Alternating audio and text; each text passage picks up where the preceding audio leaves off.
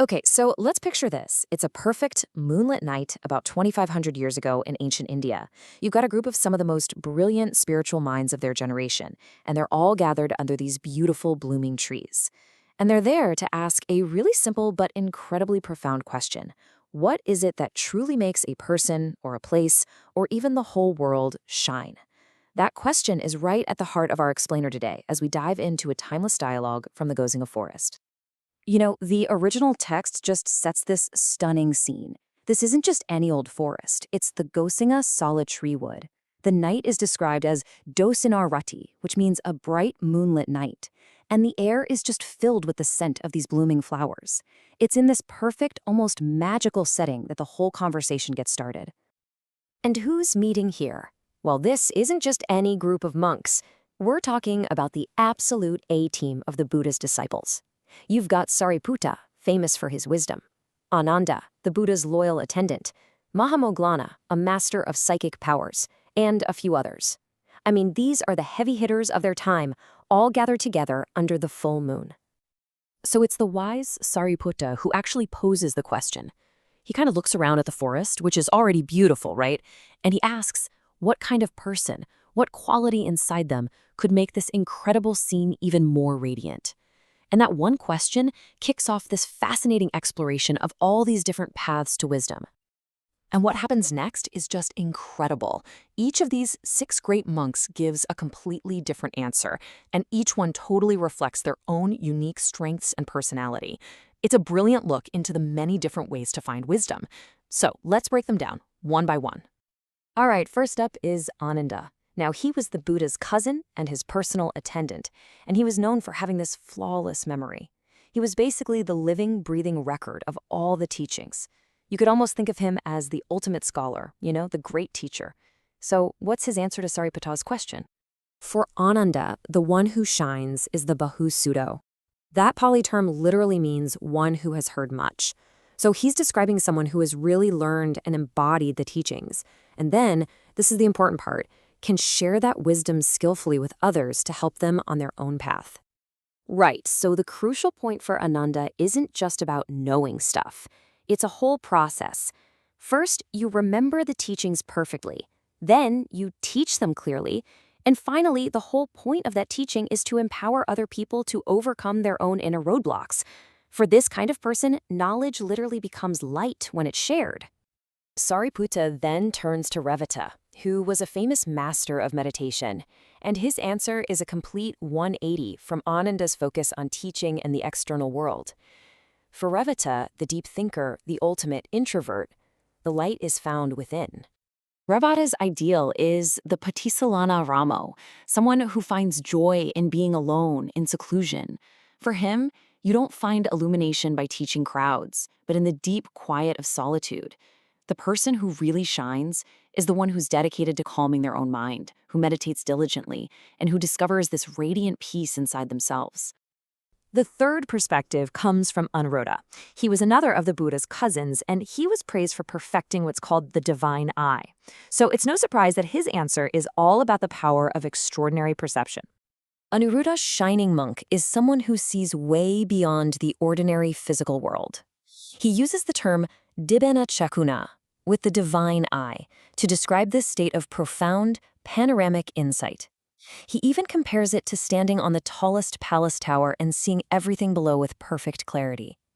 This person shines because of their vast, almost cosmic understanding of things.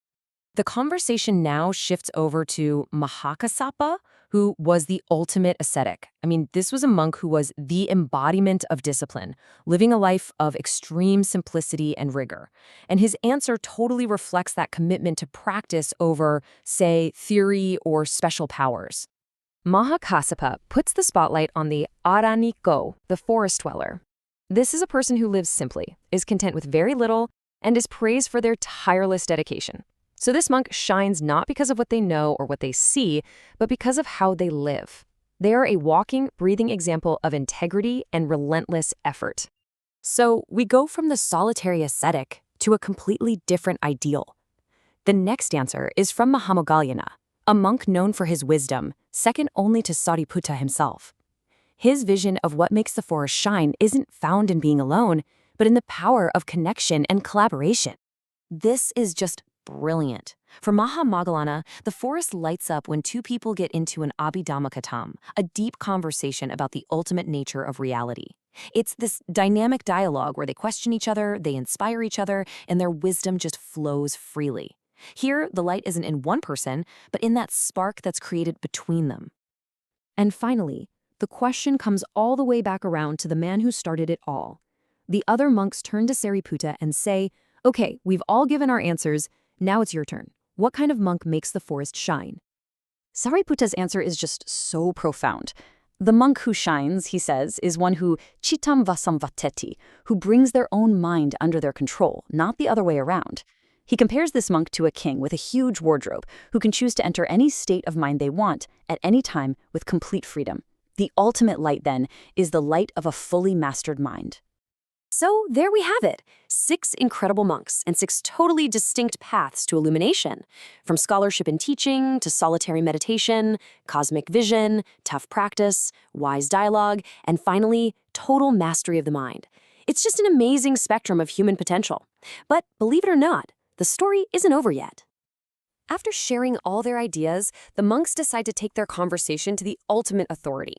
They go to the Buddha himself, and they lay out the entire dialogue for him, from Sāriputta's first question all the way to his final answer. They want to know who was right. And this part just perfectly illustrates the Buddha's wisdom.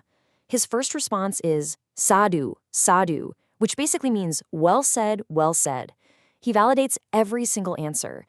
He tells them that each of them has spoken correctly, in line with their own unique gifts and tendencies. There isn't just one right way to shine. But then he says, now listen to my answer. So, while every path is valid and good, the Buddha is about to offer a perspective that kind of unifies and goes beyond all of them. What could possibly be more fundamental than scholarship, or meditation, or vision, or practice, or dialogue, or even mastery of the mind? Well, the Buddha doesn't describe some static quality. He describes a powerful action. He paints a picture of a monk after their meal who goes and sits down, gets into the formal meditation posture, palankam abhujitva, folding their legs, holding their body straight, and just setting up mindfulness. And this is the ultimate answer. The monk who makes the world shine brightest is the one who sits down and resolves, I will not get up from this spot until my mind is totally liberated from the taints. You know, those deep-seated mental issues like greed and ignorance. It's not about what you've already achieved. It's about the fierce, unwavering resolve to get free, right here, right now. That burning commitment, that's the greatest light of all. This 2,500-year-old conversation just leaves us with this beautiful spectrum of human potential. And it asks us to think about our own light. Where does it come from? Is it from the knowledge we share, the inner peace we find when we're alone, the unique perspective we gain, the discipline we live by, or maybe the inspiring conversations we have, the mastery we develop over our own minds? The Buddha reminds us that while all of these are amazing, the brightest light might just be our unshakable decision to be better. It's a powerful question to carry with you. What makes you shine?